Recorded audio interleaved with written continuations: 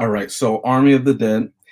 This is the 2021 movie. Zack Snyder is bringing us back to the Romero universe, right? 2004, he first brought us there with Dawn of the Dead, a remake of the 1972, I think, film of the same name. In that movie, there was a character who drove me, and I'm sure many of you, up the wall. Why? Because when everybody's life was at risk, she risked it all to save a dog who was not in danger. In Army of the Dead, there's a character who risked everybody's life for no reason. We'll get to it. But let's start the show. Thank you for tuning in. And typically his name has been Regrets. I don't know what he's regretting tonight. Is he regretting the character I'm talking about? Is he regretting the king not being alive anymore? Is he regretting Viva Las Vegas? Sir, how you doing? I'm doing great. How you doing? I'm doing well. I enjoyed this movie. Slight spoiler. I won't get all into it. I'm very curious what you think of it. Well, I do have a few questions. Okay. Hold. Tease one of them because I got to introduce some more people. Tease one of them. You could tease one of them. Go ahead. Oh, tease one. Okay. How the hell a zombie has a baby? I don't understand. Spoiler alert! If we haven't said that, we're going there tonight. All right. The question on the table right now is: how the hell does a zombie have a baby? If we do the casting tonight, we're going to get into that because that scene was very reminiscent from another movie, another remake as well. We'll get to that later. Ironically, it came out the same time as Dawn of the Dead came out, the remake of that one, and the original came out at the same time as the original other one. Now, this person calls themselves the Queen of Recasted. But if we don't do Recasted, is she still the queen? How? Oh, well, I can't get to them. There we go. Let's do that again. This is live, folks, whatever. This person calls themselves the Queen of Recasted. But if we don't have Recasted, is she still the queen? Let's find out. How are you doing? Hi, I'm doing well. And yes, I'm still the queen of the zombie land if we do not do Recasted. I'm the queen zombie. So you're queen of the zombie land. Are you also that actress in Zombieland? Am I? Do I get a credit in there? Do I get a paycheck? I'll take it. I think your credit is higher than mine. It's an inside joke, ladies and gentlemen. And tonight we have a new face for you all. We want you to be brutal to her. We want you to be cruel. We want you to be American. Let's say a big hello. Let's give a big hello to somebody who has a play on name tonight. Big Natara. How are you doing? I'm doing all right. Thank you. And I love how you describe being American. The people who are streaming little by little. Sorry? I said, do you want to introduce yourself to the people who are streaming in little by little? Sure. I'm very American, number one. I love brutality. And so I was excited to watch this movie. And yeah, I'm paying homage to Tig Notaro, whose character wasn't fleshed out that much, but I'm. Why is she muted? Who muted? I think you got muted. Hold on one second here. I think you might have muted yourself. All right, say that one more time. You said Big Natara, whose character wasn't fleshed out, but what? It was muted after that. She didn't feel like she was very fleshed out, but she kept a cigar in her mouth, and smoking is very American and tough. Mm-hmm. So I'm here for that. I'm going to give something that I found out about that. We'll do this earlier in the synopsis thing. Did you all know that Tig Notaro, she was CGI'd into that movie? Basically, I just found out. I found out. Credit due. I didn't know that watching it. Okay. Couldn't tell. Yeah, I couldn't tell. And the actor who was supposed to play her was a guy. Say that again. The original character was supposed to be a guy. It was the actor was Chris something. Delia. Her acting ability, one, and she's in Star Trek Discovery. If you watch Discovery, she plays an engineer on that. But her acting, the acting of the other people, obviously, I guess they were playing against the original actor, and also the direction from Zack Snyder. Credit where it's due. But let me jump into the synopsis. Army of the Dead. In case you haven't seen it, this is a spoiler alert, so we're going there. If you don't mind, we'll tell you. Can I just say this? There are dead people in this movie. Big spoiler. All right. So a former soldier is given the chance to make $50 million in less than 48 hours. All he has to do is break into a walled-off zombie-infested Las Vegas, break into a nigh impenetrable vault, and collect the $200 million still inside before a nuke is dropped on the overrun city. Now, Seems complex. It seems like Ocean's 11, but it's a very simple plot. Gets right into it. Curious, who wants to go first? What did you all think about this movie? I'll go. Sure. Long story short, I thought it was visually pleasing. I like the way it looked. Like even the pacing of it at the beginning was pretty good. I really liked the intro. Mm-hmm. Hello, Christopher. It was a really good intro. I feel like it did kind of go a little long.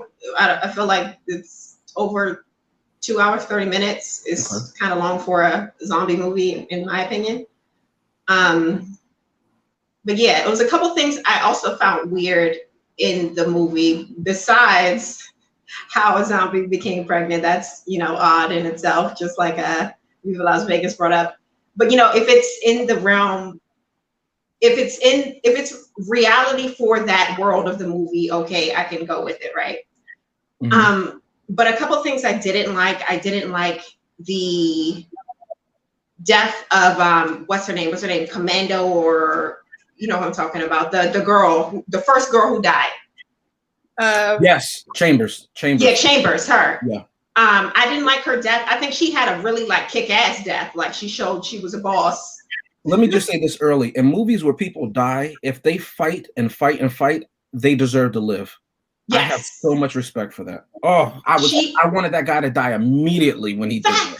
Oh. She went out like a G. Like yes. A couple times I was like, oh, she ain't gonna make it. And she made it. But the fact that she's like at the end where she miraculously, makes her way out, even though he blocked her through the door. Mm-hmm.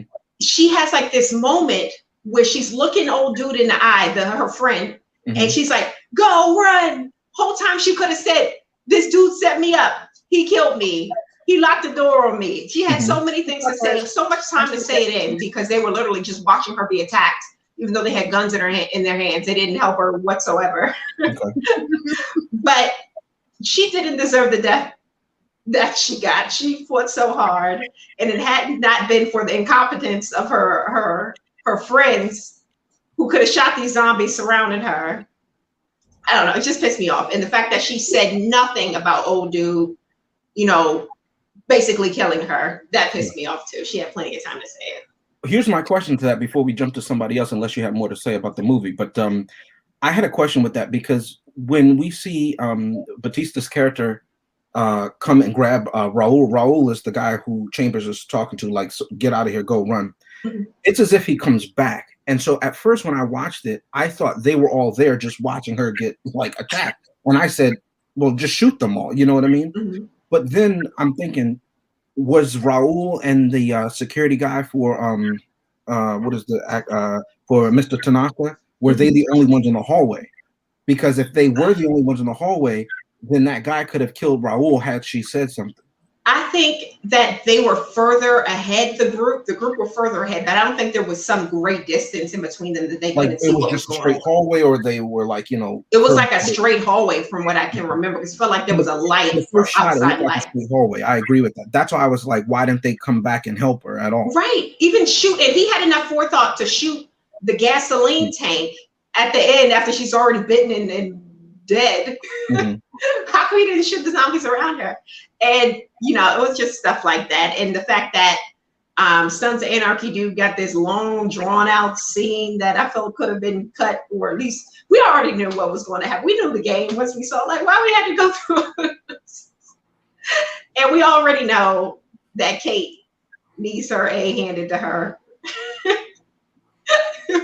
From the get. She was a mess this whole movie from beginning to end. Yeah. But I'll let someone else go. Yeah. Big, you want to jump in here, or you want to go, Viva? Sure. Okay, so go ahead. Go ahead. I'm sorry. Go ahead. Yeah. No, after you. Oh, really? Okay. You're wrong, Jeff. In my opinion. I understand why he says that. Because let me put the comment back. There's mixed feelings, right? Number one, Number one, Batista was great. His daughter could have been anybody. Like, where's the silhouette? Yeah, because Mercy, didn't I say that? You definitely did. Yeah, where is it? Yeah, this is the daughter. This is who he is. Who she is, right? That's the unfortunate part. Too bad for her. Now, the guy from Sons of Anarchy, I was automatically pissed off with him because I'm still mad at him for playing that role in Sons of Anarchy. Now who is that you're talking about? Because I haven't watched that show. I don't like him. I don't like the security guard. like him. The one. Okay. The one that and he got way too long of a scene. I don't like him at all. He's a guy from Staten Island playing a Puerto Rican in Sons of Anarchy, a self-hating Puerto Rican. I despise him for playing that role because they should have picked somebody else. Anyway, and mind you, they shouldn't have even put that goddamn role anyway. When it comes to this movie, it was all over the place. Like it was cool because it was definitely for the younger crowd with all the zombie killings. It literally was like Gears or Halo or something like that. That's pretty much what the whole thing felt like more than anything because it was just action-packed all over the place. With that being said, that part was definitely entertaining. The story, not so much. No. Not the story. Not really. I feel like it was just too much. They didn't have to do all of that. Now, here's the thing, though. Ghost, the fact that Ghost was the last one to go, I mean, would you use their names from the movie? He's been Ghost. Come on, Vanderhoof. Yeah. Whoever he is I told James many moons ago how much I can't stand this actor. He ruins it honestly for me. Really? No, but the fact that he was I told you I didn't like this guy. I hated this actor in this movie. I was happy with the whole thing.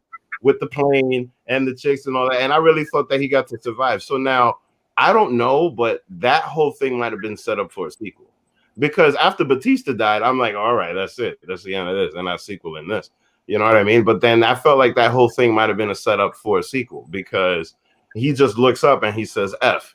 And, you don't see anything after that. Clearly, you know that he's going to become a zombie. But then is there going to be more to that? Is he going to attack the girls on the plane? Is he going to continue? Where is he going? You know what I mean? Is he going to escape out of Las Vegas since they nuked Las Vegas? So it leaves you with a whole bunch of questions. So on that part, I'm definitely curious to see if there's going to be a second movie. But then the other thing I did not understand was how do you have, number one, this really skinny zombie that's like a queen, and then when she gets her head cut off, all of a sudden she got a fetus inside of her. When you're dead, how are you producing life? That doesn't make any sense. So like, you know what I mean? Like, I don't understand. I didn't see the point of having that whole scene there anyway. I get the dramatics. You're on the show, you're not on the show, sir. Like, I get the dramatics behind it, but like, what's the point? Like, you know what I mean? How is it that you and this one other zombie are the ones that could have a baby? And here's the other thing. I thought this was going to be like Planet of the Apes, where they were going to have like some smart zombies, or like Gremlins, where they go all the little gremlins are like, rah, rah, rah, and then there's one smart ass gremlin. You know what I mean? I thought it was going to be like that, but I'm sorry. Just to clarify, you didn't think the zombies were more intelligent than other zombies? Oh, they were, but I thought there was going to be like, I thought there was somebody. It was going to be somebody that really intelligent and like, that would do like something. Erudite. You want an erudite zombie with the smoking coat?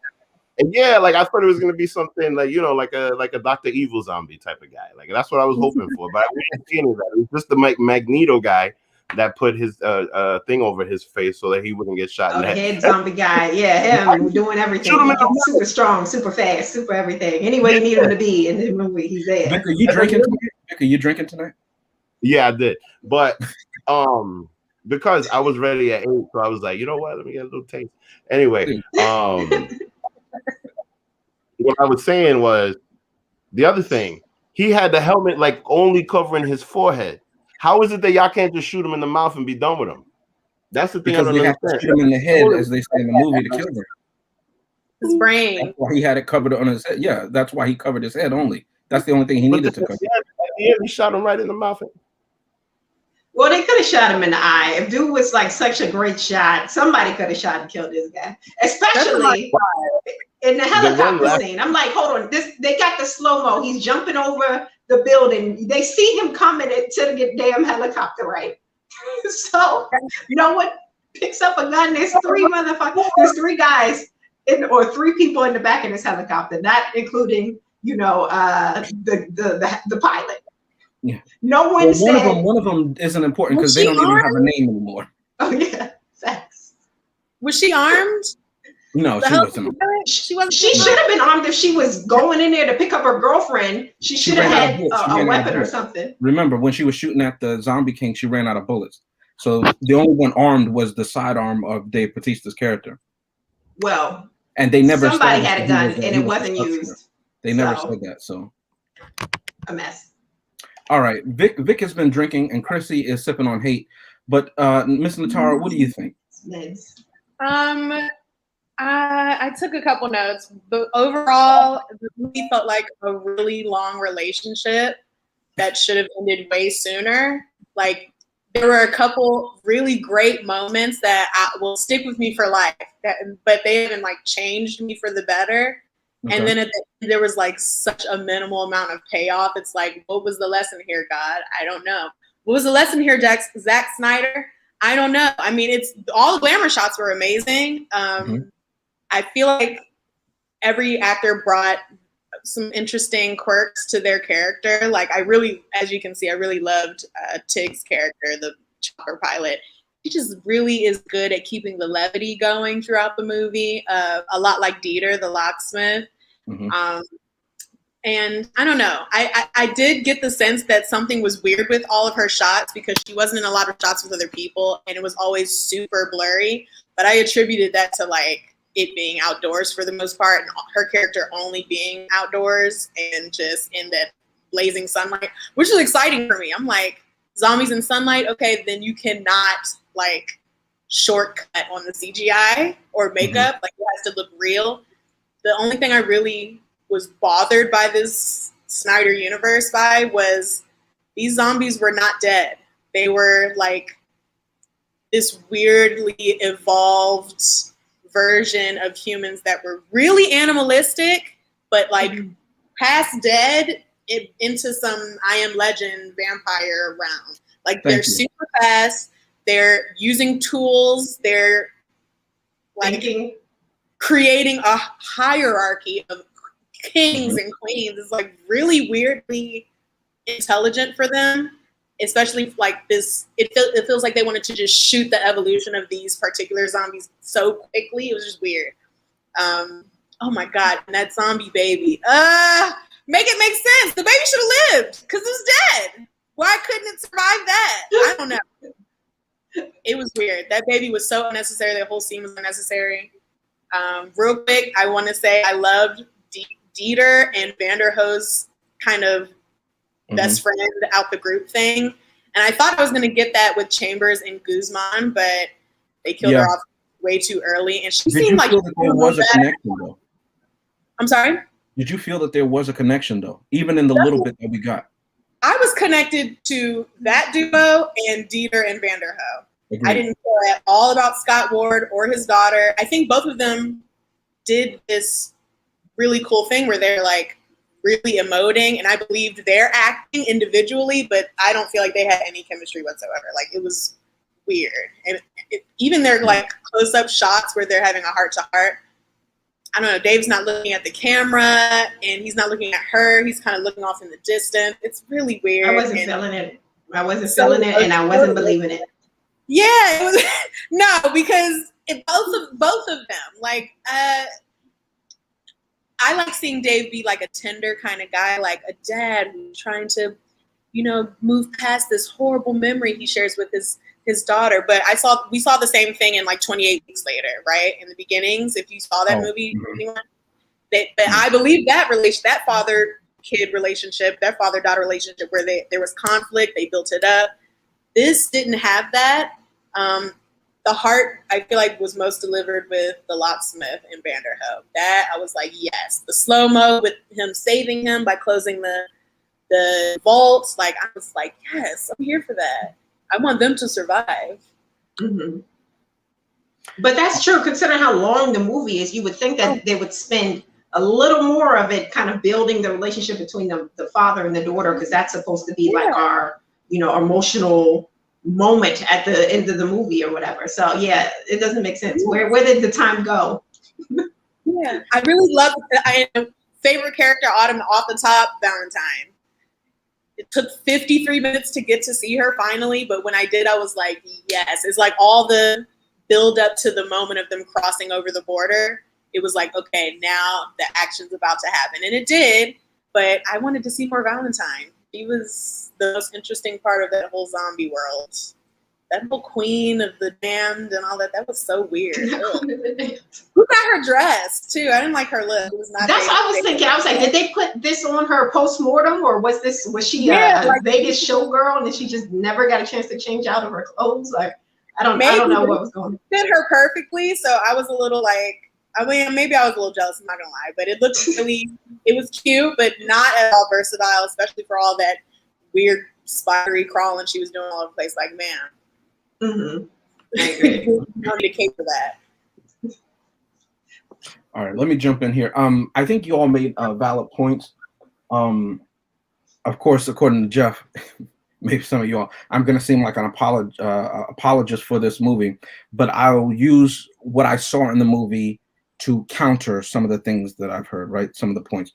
I think there's in the cold open when they do, not the cold open, when they do the opening titles to this movie, you see the takeover of Vegas after the cold open of how, you know, Patient Zero, we'll call him the Zombie King as he's later known when they set up that society in Vegas, when they first go in. And then we see the chaos that it wreaks, and we see Ward and his crew, at least in the beginning, everybody that was still alive, and how they were trying to get people out as much as they could, right? And you see, to answer that, you see people like the guy who was supposed to be Liberace, and then the manager was there, and the manager's chased by the showgirls, you know what I mean? So I think when it could be said, it's not definitely said in dialogue, right? So I'm just giving it a grain of salt that those people, the majority of them, were there, and that Zombie King got to them, right? And it's also established when they first go in there. You said Valentine is the coyote, right? Tiger. That Tiger. Huh? Siegfried and Roy's tiger, apparently. No. I mean, I thought when you said Valentine, I thought you were talking about the lady that snuck him in there. No, that's Lily. Okay. Lily.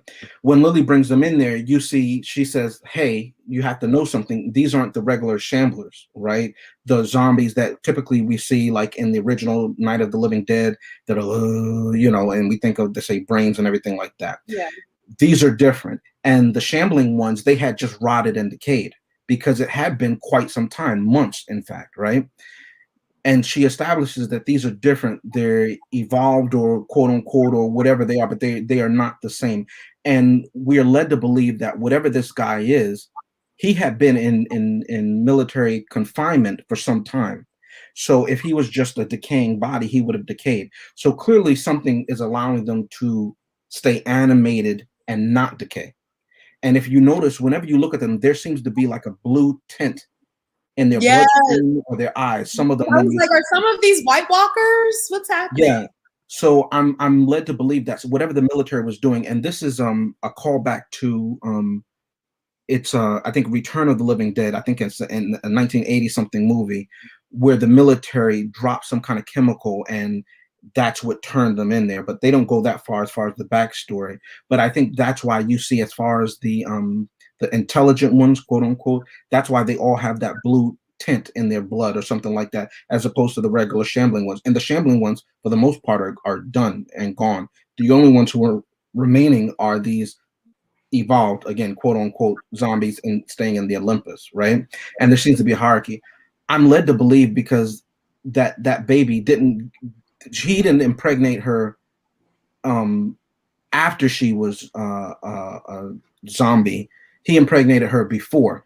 And the reason I say that is when he has those three women there, you see that he grabs one of them. I can't remember the three ladies' names that Kate wants to go after and find, and he takes them. Now, there's a scene in The Hills Have Eyes 2, where the leader of that group, he starts to take these female soldiers. Now, I'm not going to go into it, obviously, for the algorithm, but you understand where I'm going.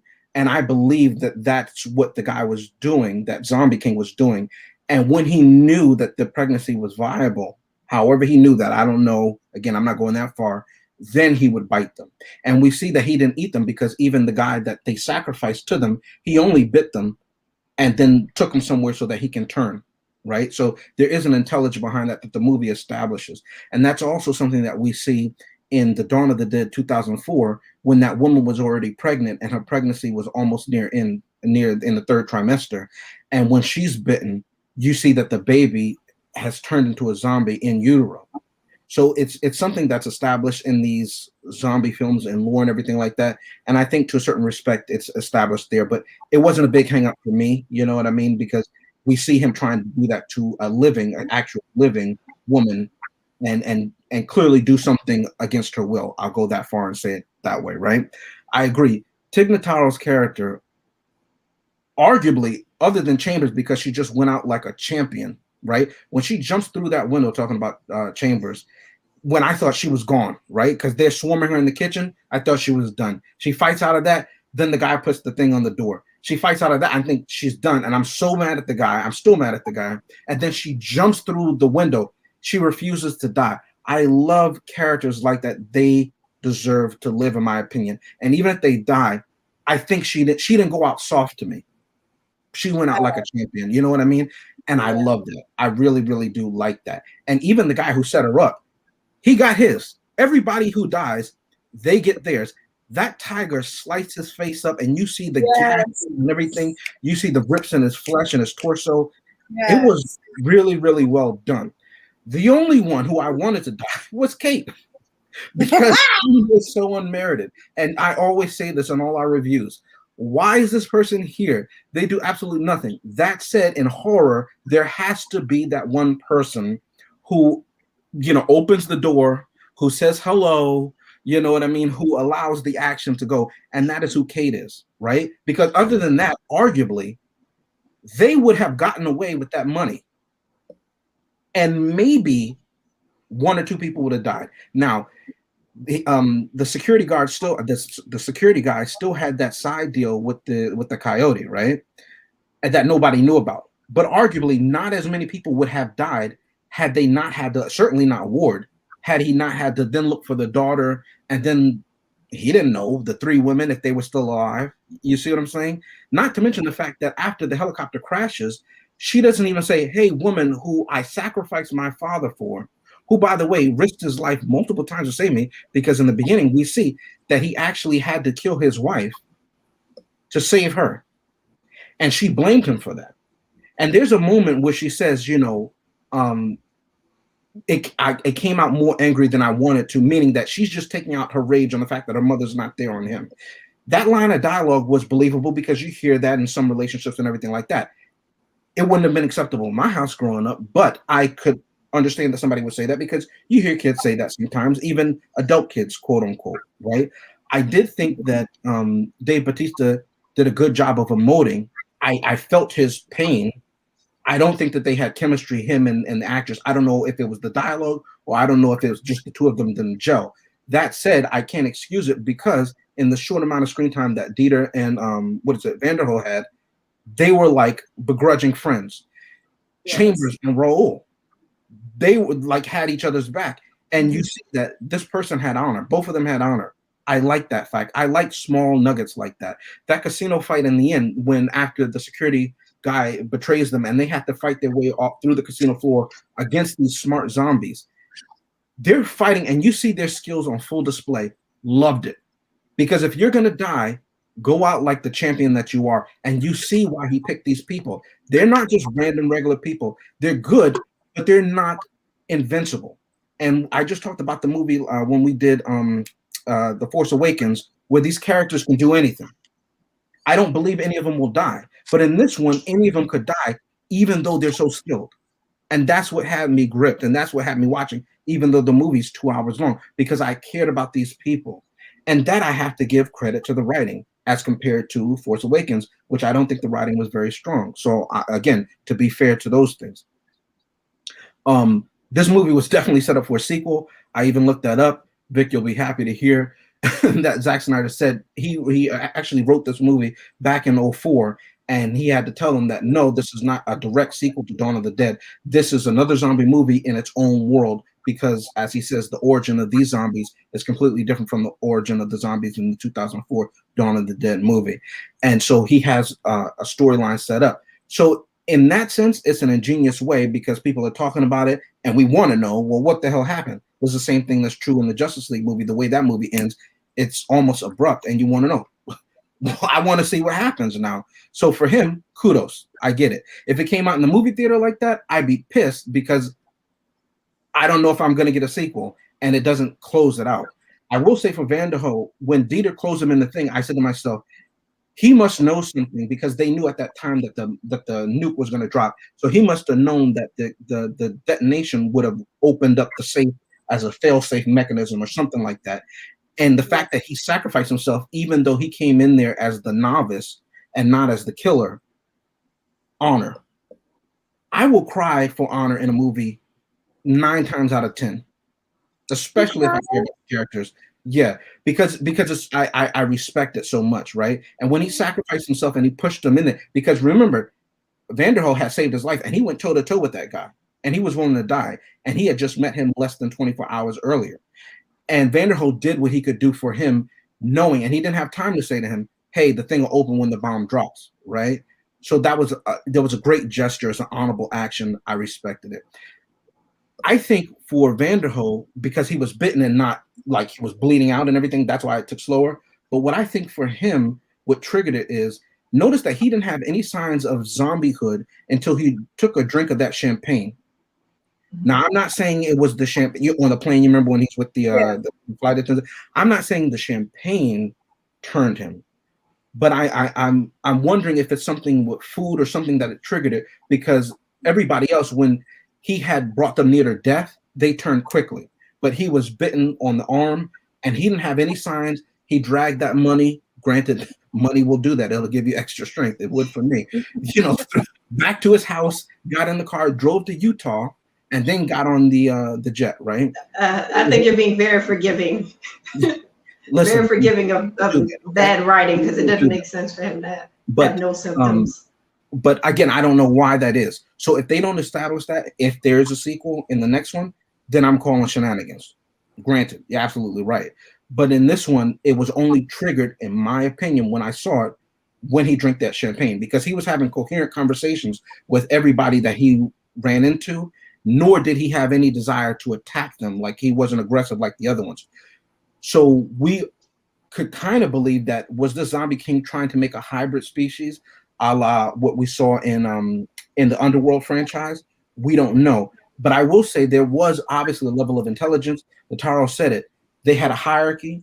They separated themselves from other people. They made trade bargains, and they honored that trade. It was only until they attacked the queen, right, that it was reneged.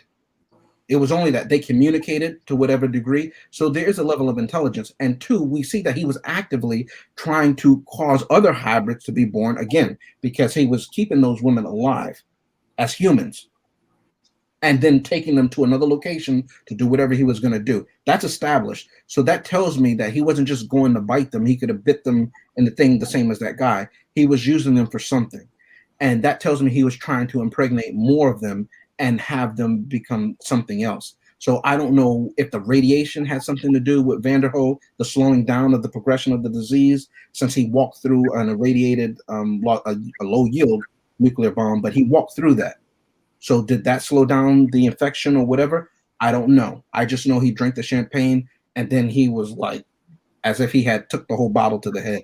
So I don't know. There's a lot that I like about this movie. Again, everybody said it. It looked phenomenal. The action was great. I was pissed to high hell when that unmerited Kate got everybody that I loved that was left, she got them killed. Heated. But I will give credit to the Zombie King that even that, he knew enough to cover his head, because he knew that was his only vulnerability. Because we see him get shot in his torso throughout the movie. So we don't do a close-up to see if he heals or regenerates or whatever like that, him being patient 0. But he knew that he couldn't take a shot to the head.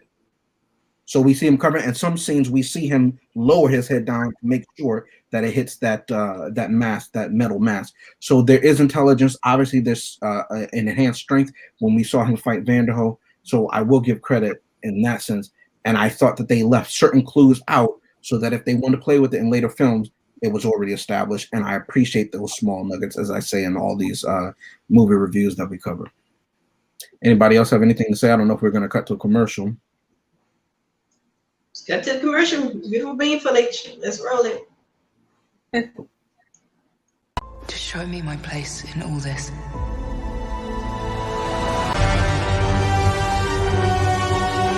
Let the past die. Kill it. If you have to.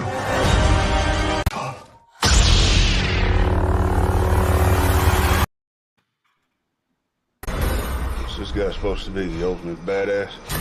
I'm looking for Llewellyn Moss. You go up to his trailer. Yes. Do you want to leave a message? Yes. You don't understand.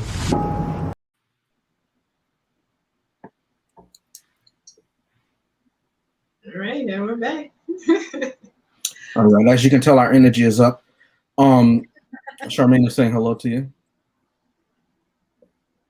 So I'm very excited for next week. Well, half of it. One, because Tuesday I'm drinking live on air, and because that movie is horrible. And then Thursday, my pick. I waited all month for this. Yeah, there you go. No Country for Old Men. Love that movie by the Coen brothers, written by Cormac McCarthy. Great book. Dialogue is phenomenal. The acting is phenomenal. I hope you love it as much as I do. But tonight we're talking about Army of the Dead. Mixed feelings, maybe all around. I don't know. Mr. Viva Las Vegas isn't even excited about the potential sequels. I don't know what's going on. Were they bitten? Am I the only one left? I don't know.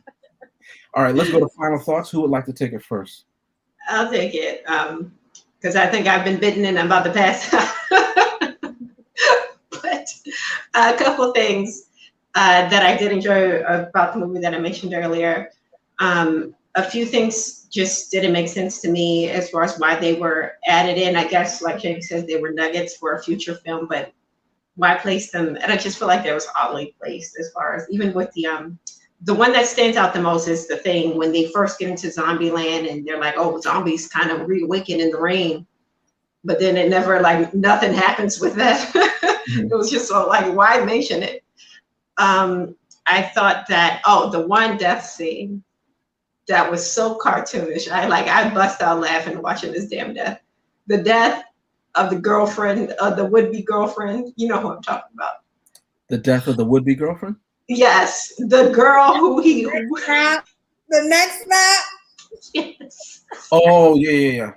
Yes. Did I y'all was see like, that are we coming? serious? Is this for real? What? Did y'all see that coming? It was just ridiculous.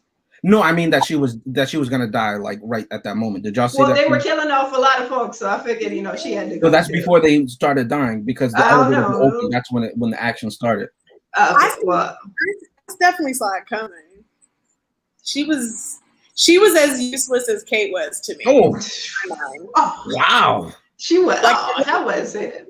At least Kate's adventure brought them into another part of the zombie land and added some time to the plot, some more layers. It brought that rebar in through their chest in that helicopter. Did you see that?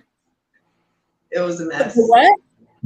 The steel bar went through the helicopter. Did you see? That's what Kate did. She got that steel bar, went through her and the girl she rescued. But I did think that scene was hilarious. It was just really, I don't know if it was, why did it look that way? I don't know, but that was funny.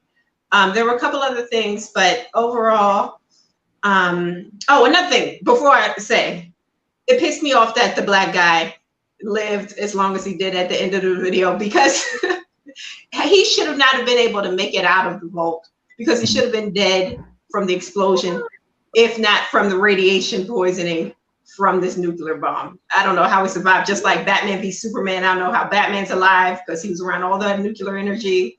Don't fake. What nuclear energy are you talking about? At the end of Batman v Superman, who were they fighting? Who were they fighting? The nukes were shot into space. They were shot at who? In space. At who? At Doomsday in space. Okay, so when Doomsday comes down, so magically all the nuclear radiation is nowhere to be found, and it disappears. It doesn't matter. So if I get shot with nuclear energy in space, as long as I make it down to Earth, none of it's there. It doesn't make sense. If you get shot in space, you're staying in space and you're done. Okay, well, that's true, but Batman should have also been done along with this guy, a van in this movie. But There's a pattern, ladies and gentlemen. Movie was fun for what it was. It was a fun movie, so I'll give it a thumbs up. Not my favorite, but it wasn't bad. I'm surprised you gave this a thumbs up, Chrissy. You know, I'm a lenient queen. You're being real generous. She's very generous at the Bells episode of season 8. That's who she is. I would say Paula Abdul. All right, who would like to go first? Natara, would you like to go, or Viva? I'd love to go. This movie was not good. It had very, very few redeeming qualities, which over 60% of them was Valentine. The zombie tiger, I need to see more zombie tiger. And even the dialogue about the zombie tiger was entertaining. Like, I would even stick around for a little bit more of that, but oh god, it was not good at all. And there was just no payoff for all that. I think that they would have. I think I would have given this a thumbs up if you guys remember when they make it down there, they see the dead other teams. And then there's kind of this whole weird montage where it's like, oh, Chambers was wearing the chain. So-and-so is wearing a bandana. And these body corpses are also wearing those things. And Vanderho is like, maybe this is us from another dimension. And we just keep going into... If the movie would have taken that route, it would have been so much better. I was highly entertained with just that little monologue for a moment, and it took me to some place that was acceptable. Really fast, birth-giving zombies with, style and armor is just was not a thing. I don't know. I just was not into it whatsoever. It was not good. 2 thumbs down. 2 thumbs down. Ungood. All right, so we got a tie. Somebody's cheating using both hands. Vic, what are you gonna do? Are you gonna even this out, or are you gonna, or not even it out? Are you gonna break this down? Well, we'll see, because here's the thing. One thing, with this, one thing that I do see is that it's definitely a matter of perspective, right? Because one thing that I definitely do see is that this is a money grab. And why do I say that? To promote this movie, they had a lumberjack match with a whole bunch of zombies in the wrestling show. And the other reason I say that is because Batista is very big on Gears of War, and he likes being with a character that has a gun running around. His character that came into the ring was a guy that showed up and went. So this basically, the guy that was in this movie was the animal Batista. So with that being said, basically what I see him doing with this movie is following the footsteps of The Rock, of John Cena, and using his wrestling base to get a movie over. I have a very strong feeling that this movie will definitely get over, and that's why for a lot of it they phoned it in. Yeah, for a lot of this, it was definitely phoned in. I mean, now, for those people that are easily entertained, like myself, this was great, because there was a lot of shooting, there was a lot of killing, there was a lot of ooh, yay, guy stuff. You know what I mean? But like I said in the beginning, the story didn't make a lot of it. Some of it didn't make sense. I think the story would have been better if it was just a money chase instead of all this extra emotion. I think that if they would have set up a story with him and the Colombian girl being into each other instead of just that one scene right before she dies, because I thought there was going to be a little bit more to that, but then they kill her off. So I was definitely disappointed by that. I think that would have been a better story instead of bringing his daughter into the mix, because like everybody said, she was useless. Now, me myself, I would watch this again just because I'm a fan. But overall, yeah, I think I'm gonna have to go thumbs down on this one. What? The Vic's been giving the thumbs down out lately. What's going on? New year, new you? I mean, no. The thing is that like, see okay, I have a wrestling fan perspective, so I see what he's doing. You know what I mean? Like, all right, you getting money, you getting all the marks to go out there and go see the movie and give you the money, and that's why you're doing the battle royals and all of that, and you're getting everybody to go see you with the little guns and all of that. But the story isn't all that. That's the thing. That's the thing that I wasn't feeling. You know what I mean? Did Tactical Force get a thumbs up? Chrissy, say that again, please. Say that again. Tactical Force, but no. The thing about Tactical Force is that the story that story wasn't great, but clearly that's what was happening, right? The reason why I give this a thumbs up is because Dave Bautista is already an established actor with Marvel. So you expect more. He's not John Cena that's just jumping into the. You know what I mean? But he's already an established actor, and then jumping back into, the realm of having to use your wrestling fans in order to get over. Mind you, any publicity is great. Don't get me wrong. The lumberjack match, even the wrestling fans were like, that lumberjack match was stupid. There was no point in that. You know what I mean? A lot of the decisions that are being made here, I really don't get them, especially for this guy. This guy doesn't need to do that. And that's exactly what he did. I mean, don't get me wrong. He was very successful with Gears. Because with Gears, he's very successful. So now what he wants to do is just run around with a gun and have a great time. Now the visuals, amazing. Everything else was amazing. It's just that, like, thumbs down. You know what I mean? All right. Well, Vic used a lot of words, lumberjacks, wrestling match. I don't know what he's talking about. And he said, don't get him wrong. I think he got it wrong. They've been promoting this movie on the show for a reason, right? And mind you, like, he didn't do that with Galaxy movies. You know what I mean? He didn't do any of that shit. So then he's doing that here, and clearly what's going on is that he's just tapping into a fan base for the money grab. It's not necessarily about the story or anything like that. Vic, can I tell you something? Now, mind you, the fact that they killed him off is not necessarily a bad thing, because in the next movie, in my opinion, might actually be better without him. Well, let me just say this. I'm a little biased. I happen to be friends with Dave Bautista. He didn't want me to say anything, but I think he's from DC, apparently. You're disrespecting him a little bit too much, and you need to slow down, Vic. We're cool, but come on. Isn't he Filipino? Yeah, he's from DC. I don't see race. Like the cops, I don't see race. Now listen, can I give my final thoughts? Can I give my final thoughts? I mean, that's what they say, don't they? That's what they say, right? Anyway. All right. Now, I'm sorry. I will say this. Oh, wait, I'm sorry. I got to do this part. This movie was made on a budget of $100 million. So far in the United States, it's made $200 million alone. That's my little quote from Chris. No, here's what I'm going to say. This movie, again, and this not to sound elitist or anything like that, or because I picked it and I said that I really like that movie, but next week we're going to do a movie called No Country for Old Men. Obviously, that movie is made to win an Oscar, right? That's how it's conceived. That's how it's designed, the book and everything like that. This movie is about zombies in Vegas. What is the level of expectation? You know what I mean? Do the zombies look real, quote unquote?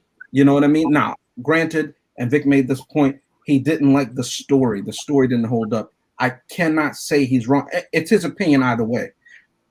And they're all opinion either way. I cannot say they're wrong if that's their opinion. But that's a valid point that he made, that the story wasn't as tight. It could have been better as far as emotional interaction between Dave Bautista's character and the woman who got the 360 neck. Okay, that's not a sexual reference. That's literally her neck went 360.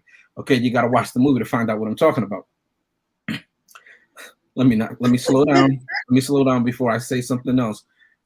The woman with the 360 neck. If they had established that, because we see her even in the flashback sequence, I think for me, even though in the genre of zombie films, you need characters like this. You see it all the time throughout horror and all these horror movies. There's always somebody who F's up and they let the killer in, or they, oh my God, is he still? You know, they're always doing that, or they trip and fall. They're wearing the high heels. In Jurassic World, it was the woman wearing the damn pumps, running from dinosaurs and not breaking her ankles. If we want to talk about a story that makes no sense, let's start there first. But so I don't necessarily mind the inherent lack of character of that character of Kate, because you need somebody like that.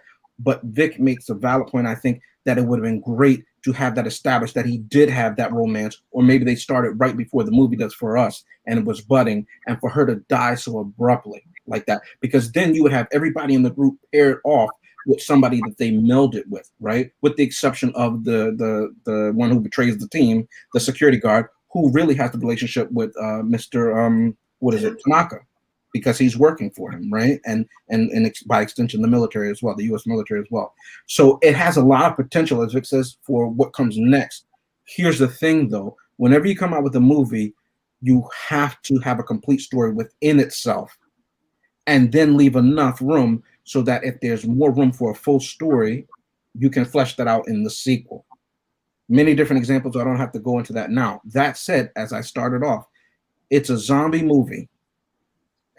Did it have zombies?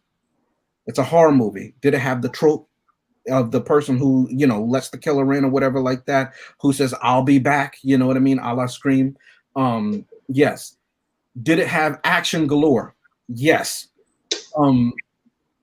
Did it do something that I haven't seen other zombie movies do? If we're going to even give it to Valentine just for that. I haven't seen that before, right? We've seen zombie horses, give it to Game of Thrones, but and zombie bears or whatever, but not like they did in Valentine. Give credit where it's due. The characters, with the exception of Kate, and I'm saying, as much as I hated Security Guy, he played his part well. That's what he was supposed to do. He's the villain, right? And he was effective in his villainy, right? I liked all the characters in this. I did. It met my threshold. It has to be a thumbs up. And now we're tie to tie. And after the show goes off, we will bring out the chairs from underneath the mat and we will fight each other in the ring. Thank you for tuning in tonight. We hope you enjoyed it. We had a great show. We had a great time doing this. Hopefully you enjoyed Nataro. You let us know in the comments. What did you think about her, okay? Do you think that she needs to bring a chair to the next one because people are talking crazy? You got to write it in the comments. If you have a suggestion for the pick or movie each month that we're doing, put it in the YouTube comments, UPRE. Every other social media is Unpopular Review, but you know on YouTube, we're UPRE. Chrissy loves that name. That's why she's quiet right now. Vic, would you like to take us home? Uh-oh. Thank you for tuning in tonight. You're muted. It's coming. It's coming. It wouldn't be an episode without him being unmuted. No, you know why? Because you always tell me I got noise or whatever. Anyway, thanks everybody for joining us tonight on another edition of Unpopular Review Entertainment. Tonight was Army of the, you know, that's all a matter of perspective. But we had fun talking about it, and it was great. Therefore, you guys have a